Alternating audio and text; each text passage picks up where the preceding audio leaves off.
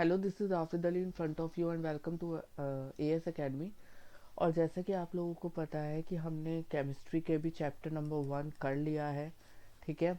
और हमने फिज़िक्स के चैप्टर्स भी कर लिए, जिसके अंदर हमने इलेक्ट्रिसिटी चैप्टर्स को कर लिया है हमने बहुत अच्छे से। Human I and it's colourful world को भी हमने कर लिया है।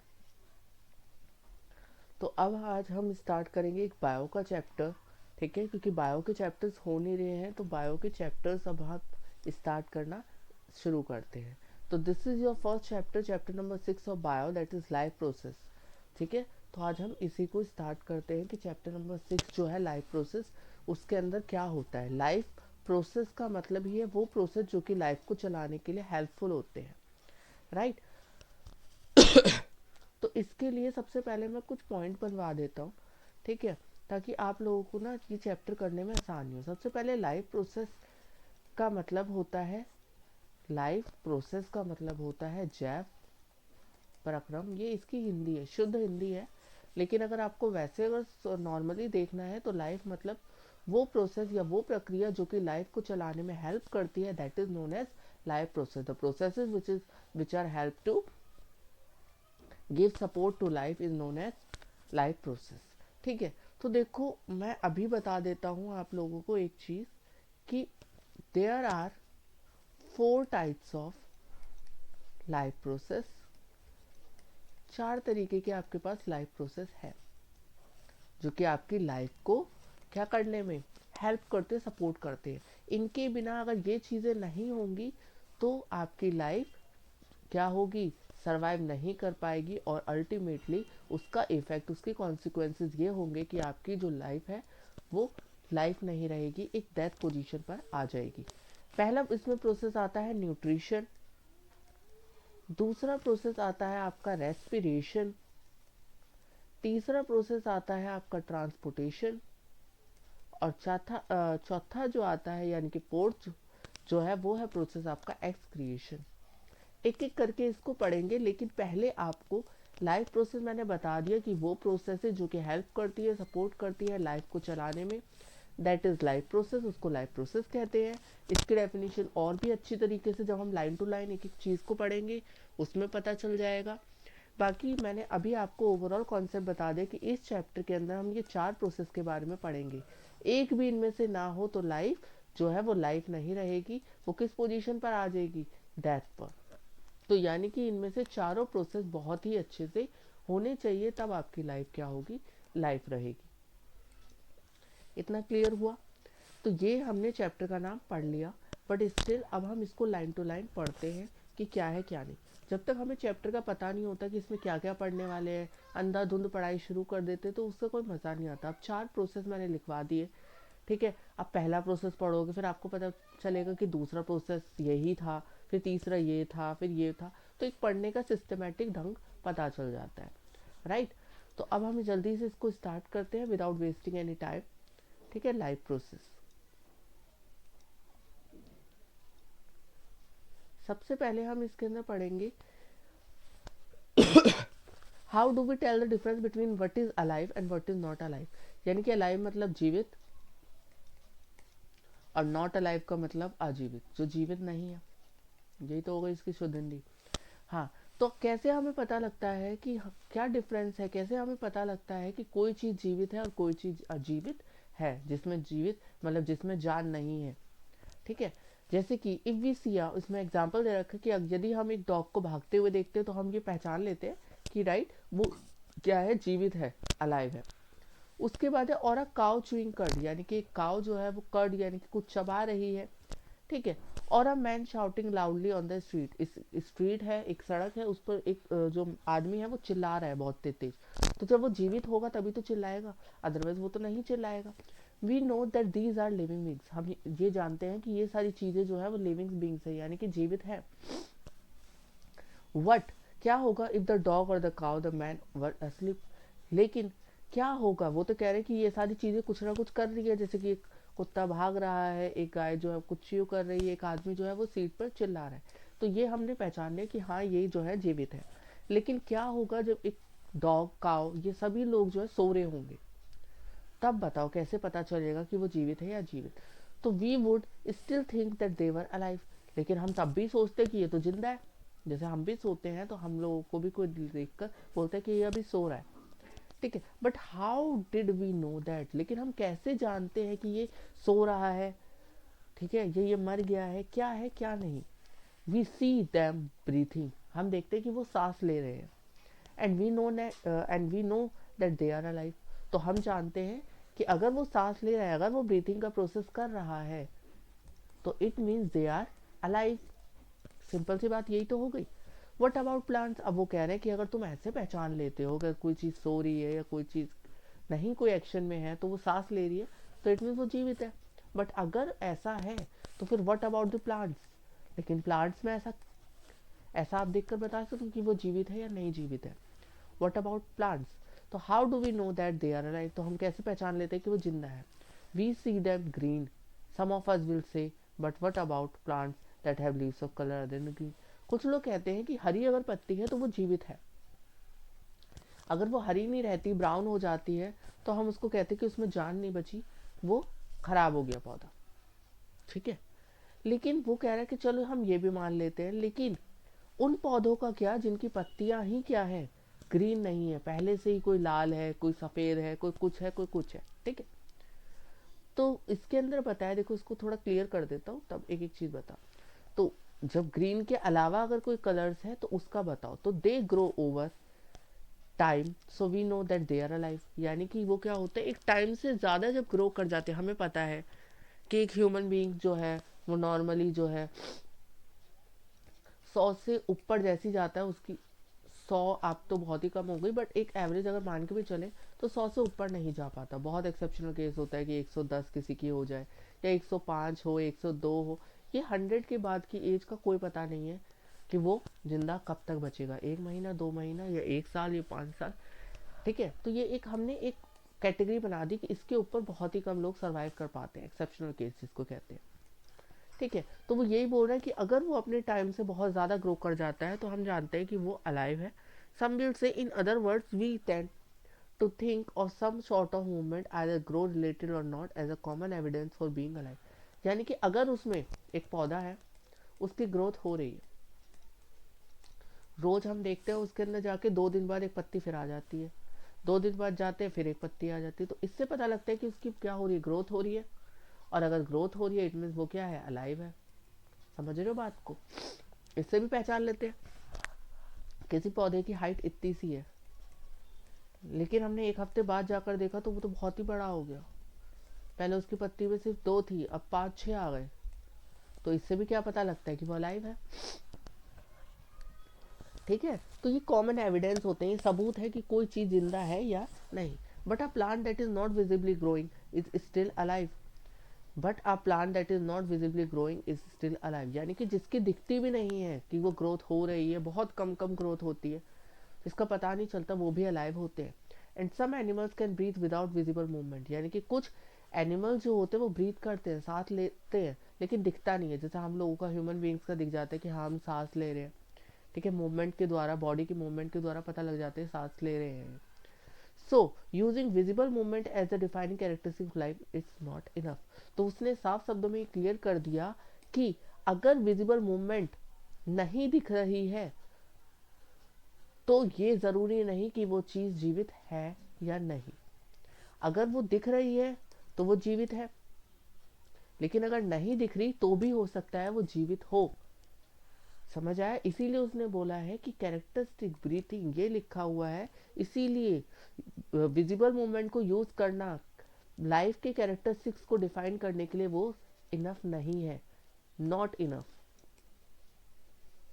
देखो एक एक चीज बहुत फोकस से मैं करवा रहा हूँ तो बहुत ध्यान से इस चीज को देखें, क्लियर, भले ही टाइम लग जाए बट एक एक चीज बहुत अच्छे से समझ आए, ठीक है। जिसको अगर ये सारी चीजें आपको अगर ये लगता है कि बहुत धीरे पढ़ा रहा हूँ, मैं अपनी कोशिश कर रहा हूँ कि जल्दी जल्दी हो जाए, बट स्टिल जल्दी के लिए ये ना हो कि जल्दी के चक्कर में आपके कोई कंटेंट छूट जाए, आपको क्लियर ना हो, ठीक है। तो मैं यही सोच रहा हूँ कि धीरे धीरे हो, अगर किसी को ये समझ आ रहा है जल्दी जल्दी तो आप थोड़ी सी क्या करिए, आप यूट्यूब पर अपनी वो जो है वॉइस जो है वो मेरी बढ़ा दीजिए। अगर नॉर्मल पे नहीं, नॉर्मल पे बहुत धीरे लग रहा है तो 1.5 कर लीजिए, 2 कर लीजिए, ठीक है। बट आपको समझ आना चाहिए, मेरा मेन मोटिव है कि आपको समझ आ जाए, भले ही स्पीड कितनी भी करके देखो या नॉर्मल से भी कम करके देखो, ठीक है। बस कॉन्सेप्ट क्लियर होने चाहिए। इतना समझ आ गया, आगे बढ़ते हैं।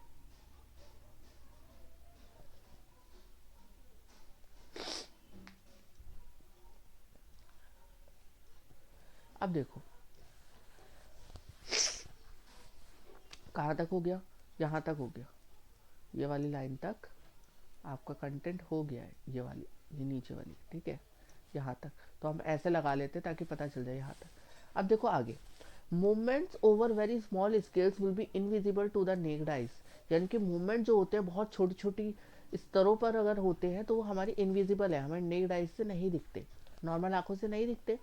जैसे मूवमेंट होना मॉलिक्यूल्स का मूवमेंट होना, for example, is this invisible molecular movement necessary for life, क्या जो आपकी इनविजिबल मॉलिकुलर मूवमेंट होती है, मॉलिक्यूल्स में जो मूवमेंट होती है वो इनविजिबल होती है, हमें नहीं दिखती नॉर्मल आई से, तो क्या ये लाइफ के लिए ज़रूरी है, वो क्वेश्चन पूछ रहा है, ठीक है। If we ask this question to professional biologist they will say yes, अगर हम यही क्वेश्चन एक नॉर्मल व्यक्ति से बोलते तो वो उसके लिए फर्क नहीं पड़ेगा, क्योंकि मॉलिक्यूल की मूवमेंट वो कहेगा ये बहुत छोटे स्तर पर है, ये तो हमें दिखती भी नहीं है, तो ये नेसेसरी नहीं है लाइफ के लिए, ठीक है। बट एक आप बायोलॉजिस्ट से, प्रोफेशनल बायोलॉजिस्ट से पूछोगे तो वो हाँ करेगा। In fact viruses do not show any molecular movement in them until they infect some cell, ठीक है। And that is partly why there is a controversy about whether they are truly alive or not. तो इसके अंदर यही है कि अगर professional biologist से पूछा जाए तो वो कहेगा हाँ ये लाइफ के लिए बहुत ज़रूरी है, और इनफैक्ट यहाँ तक कि वायरस जो होते हैं जो कि शो करते हैं, जो शो नहीं करते कोई भी मॉलिकुलर मूवमेंट, बट स्टिल वो क्या करते हैं, कुछ सेल्स को इन्फेक्ट करते हैं, and that is partly why there is a controversy about whether they are truly alive or not. इसीलिए ये क्या है, कंट्रोवर्सी बन रखी है कि ये जीवित है कि नहीं, अलाइव है या नहीं, अलाइव और नॉट, क्या molecular movement of molecular movement, यानी कि मॉलिक्यूल की मूवमेंट को, ये कंट्रोवर्सी बन रखी है कि ये जीवित है या नहीं, ठीक है।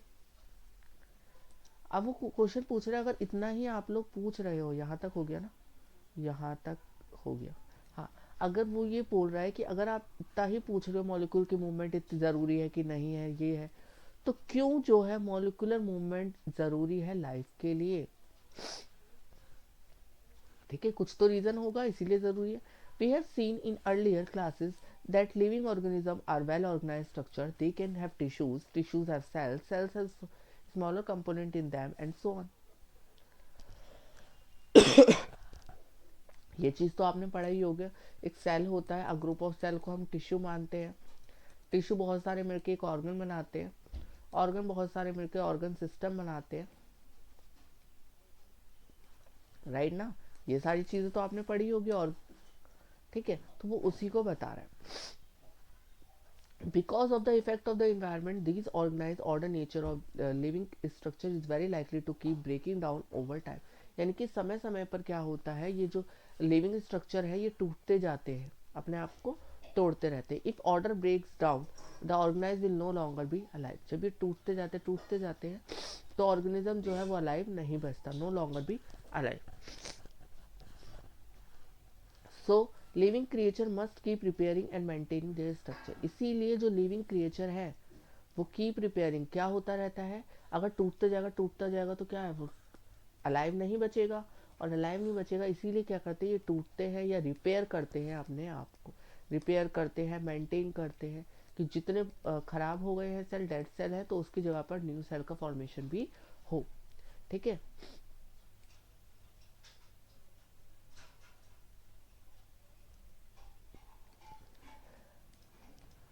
ठीक है, so living creature must keep preparing and maintaining their structure, since all these structure are made up of molecules, they must move around all the time, what are the maintenance process in living organism, that is flow।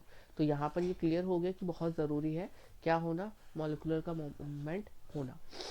अब यहाँ पर आते हैं आपके 6.1 पर।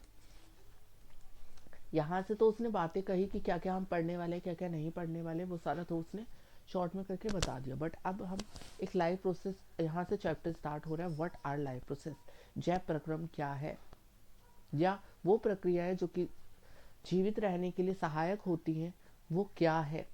तो देखो, the maintenance function of living organism must go on even when they are not doing anything particular, even when we are just sitting in. देखो, सिंपल सी बात, लिविंग ऑर्गेनिज्म को मेंटेनेंस फंक्शन यानी कि उसको सही तरीके से चलाने के लिए कोई ना कोई फंक्शन होगा, ठीक है। Must go on even when they are not doing anything particular, यानी कि हम कुछ कर भी नहीं रहे ना, तब भी वो चलते रहते हैं। जैसे अगर हम, उसने एग्जांपल दिया स्लीप है, तब भी वो चलते रहते हैं वो प्रोसेस, ठीक है। Even when we are just sitting, वो कह रहे हैं यहाँ तक कि अगर हम बैठे भी होते हैं ना, तो भी वो क्या होता है, प्रोसेस आपके चल रहे होते हैं। क्लास में अगर हम बैठे हैं या हम अगर सो रहे हैं, तो maintenance job has to go on. ये नहीं है कि अगर हम कुछ काम कर रहे हैं तभी वो प्रोसेस चल रहे हैं, दैट इज नॉट, ऐसा नहीं है, ठीक है। If we are just sleep, the maintenance job has to go on, the process which together perform this maintenance job are live process. वो प्रोसेसेस जो कि टुगेदर परफॉर्म करते हैं ये मेंटेनेंस की जॉब, उसी को हम क्या बोलते हैं, लाइव प्रोसेसेस। अब आते हैं आगे। Since these maintenance processes are needed to prevent damage and breakdown, energy is needed for them. This energy comes from outside the body of the individual organism. क्या बोल रखा है कि ये मेंटेनेंस प्रोसेस जो होते हैं ज़रूरी होते हैं ताकि डैमेज को प्रिवेंट, बचाया जा सके, टूटने से बचाया जा सके। इसके लिए क्या होता है, एनर्जी की बहुत ज़रूरत होती है। और ये एनर्जी कहाँ से आती है, इंडिविजुअल ऑर्गेनिज्म की आउटसाइड बॉडी, बॉडी के बाहर से आती है। So there must be a process to transfer a source of energy from outside the body of an organism which we call food. यानी कि एनर्जी जो है हमें लेने के लिए आउटसाइड बॉडी से मदद लेनी पड़ती है, जो कि हम वो किससे लेते हैं, फूड से। फूड से क्या मिलता है, एनर्जी, और एनर्जी से क्या होता है, हम डैमेज को या ब्रेक डाउन को क्या करते हैं, प्रिवेंट करके रखते हैं। Clear, which we call food to the inside, a process we commonly call nutrition। और इसी प्रोसेस को क्या बोलते हैं हम, न्यूट्रिशन। न्यूट्रिशन मतलब the intake of food to get energy is known as life, is known as nutrition, ठीक है। जैसे कि if the body size of the organism is to grow, जैसे बॉडी साइज एक ऑर्गेनिज्म का क्या करना है, ग्रो करना है, additional raw material will also be needed from outside. तो कुछ ना कुछ बाहर से भी जरूरत होगी चीज़ों के लिए। Since life on earth depends on carbon based molecule, most of them food resources are also carbon based.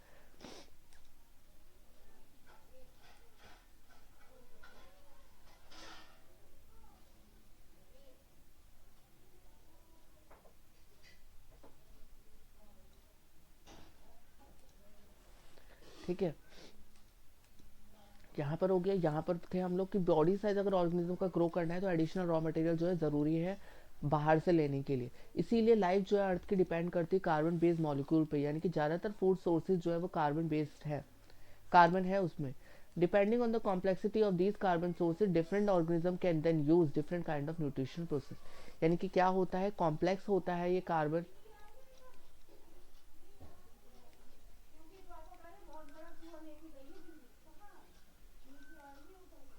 Complex होता है कार्बन सोर्सेज। इसी के वजह से क्या होता है, डिफरेंट जो है आपके ऑर्गेनिज्म,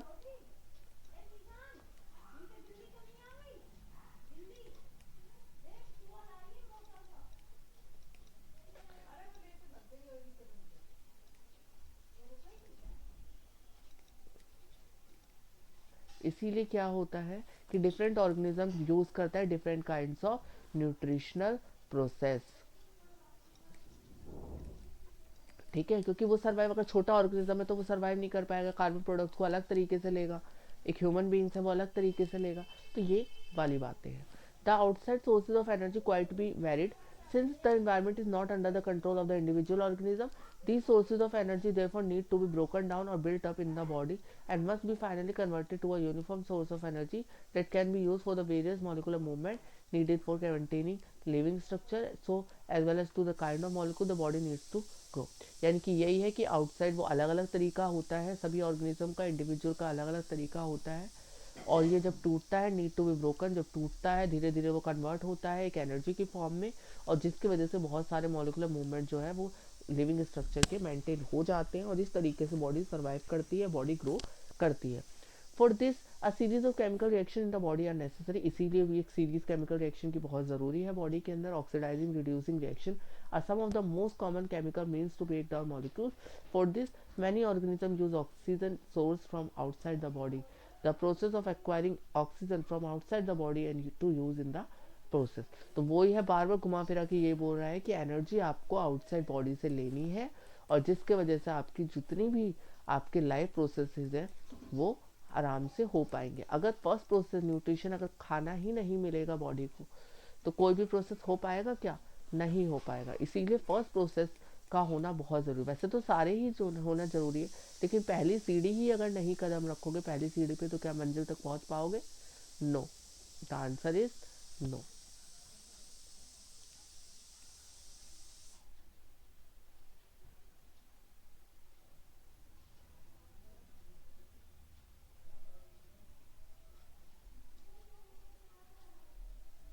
यहाँ तक हो गया?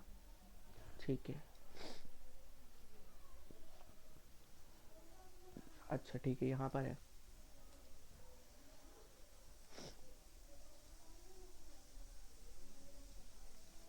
देखो ऑक्सीडाइजिंग रिड्यूसिंग रिएक्शन ये सब बता दिया था मैंने। तो वो प्रोसेस जो कि acquiring oxygen from outside the body and to use in the process of break down of food energies और cellular needs, it's called break down. Nutrition तो प्रोसेस वही था, सिर्फ खाना खा लिया हमने, फूड को इनगल्फ किया, खा लिया, जो भी आप बोलोगे, लेकिन अब उस फूड को तोड़ना जो है वो कौन सा प्रोसेस करता है? रेस्पिरेशन, ताकि क्या हो? एनर्जी प्रोवाइड हो सके बॉडी के अंदर।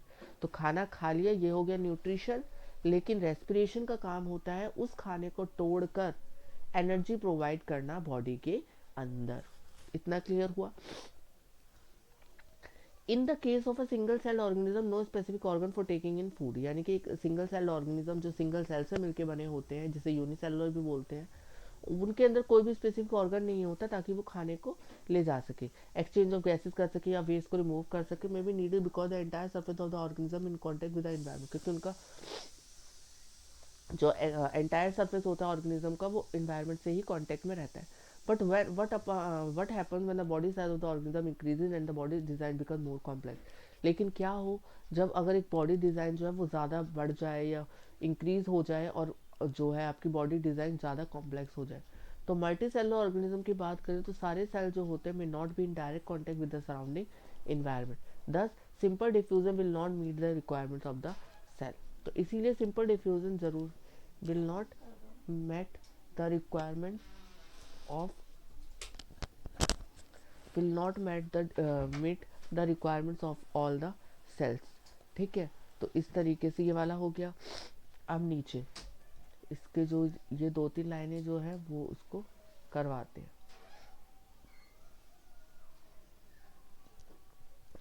ठीक है, अब ये वाला we have seen We have seen previously how in multicellular organisms various body parts have specialized in the function they perform. We are familiar with the idea of these specialized tissue and with their organization in the body of the organism. तो यही है कि previously जैसे multi cellular organism होते हैं, उनके various body parts होते हैं, स्पेशलाइज फंक्शन करते हैं वो। ठीक है, तो हम फैमिलियर है आइडिया से स्पेशलाइज टिश्यूज से, और उनके ऑर्गेनाइजेशन क्या होती है बॉडी के अंदर, ऑर्गेनिज्म के अंदर। It is therefore not surprising that the uptake of food and oxygen will also be the function of specialise tissue, कि ऑक्सीजन कौन ले जाते कौन नहीं ले जाता। However this poses the problem since the food and oxygen are now taken up at one place in the body of organism while all the parts of the body need them। यानी कि oxygen जो है वो एक part से ली जाती है, लेकिन चाहिए तो हर पार्ट को। ठीक है, तो ये सिचुएशन क्रिएट करती है need for the transportation system for carrying food and oxygen from one place to another in the body. Just like example बताता हूँ, प्लांट से लेकर मैं बताता हूँ। ये एक ट्री है, ठीक है, यहाँ पर एक रूट सिस्टम है। ठीक है, अब रूट क्या करता है, पानी को लेता है एक जगह से दूसरी जगह पहुँचा देता है वो। ठीक है, यहाँ उसने पहुँचा दिया, लेकिन नीड क्या है, हर जगह पर नीड है वाटर की, ईच एंड एवरी पार्ट को ज़रूरत है है ना। तो इसी चक्कर में हर जगह पर ट्रांसपोर्ट करने के लिए ट्रांसपोर्टेशन प्रोसेस की ज़रूरत होती है। तो हमने तीसरा जो पढ़ा था प्रोसेस वो था ट्रांसपोर्टेशन। पहले खाना खाया, फिर एनर्जी प्रोवाइड करी, फिर जो भी थे ऑक्सीजन वगैरह जो ज़रूरत का सामान चीज़ें थी, कैसे फूड को कैरी कर ले जाना हर जगह पर, या ऑक्सीजन को from one place to another in the body, वो कौन करेगा, ट्रांसपोर्टेशन प्रोसेस करेगा। क्लियर। उसके बाद आते हैं आगे। when chemical reaction use the carbon sources and the oxygen for energy generation they create by byproduct, they are not only useless for the cell of the body but could even be harmful. These waste byproducts are therefore needed to be removed from the body and discarded outside by a process called excretion.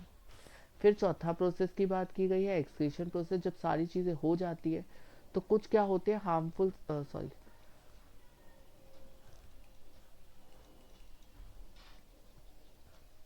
तो कुछ क्या होते हैं harmful substance होते हैं,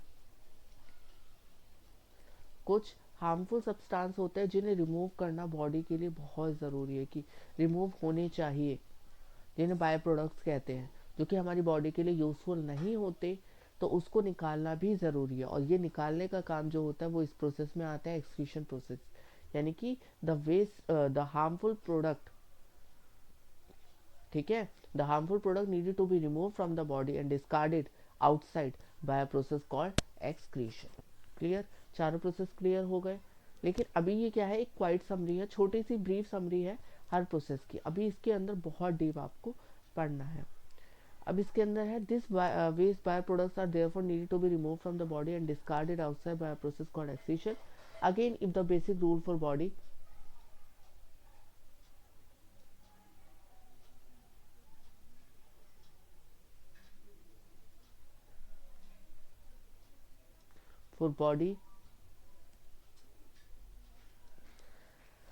design in multicellular organism are followed, a specialized tissue for excretion will be developed। ठीक है। तो अगर हम मल्टी सेलुलर की बात करें, वो फॉलो करें, तो स्पेशलाइज टिश्यू होता है एक्सक्रीशन का जो कि डेवलप होता है, which means that the transportation system we need to transport waste away from cell to the excretory tissue. Let us consider this various process so essential to make life one by one. यानी कि एक एक करके अब हम पढ़ते हैं किसको, चारों ही प्रोसेस को। कौन कौन से, न्यूट्रिशन, याद कर लो सारे प्रोसेस, सेकेंड रेस्पिरेशन, तीसरा ट्रांसपोर्टेशन, चौथा एक्सक्रीशन,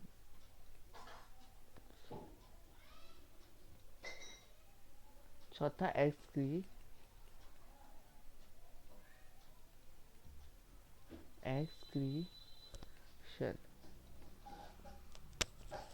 क्लियर।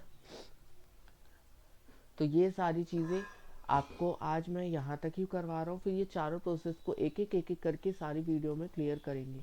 हो सकता है इसकी वीडियोस और भी ज़्यादा पार्ट्स में बने, क्योंकि ये चैप्टर, एक बार मैं कंटेंट आपको दिखा दूँ कितना बड़ा कंटेंट है। एक एक प्रोसेस को बहुत ही अच्छे से इन लोगों ने करवा रखा है।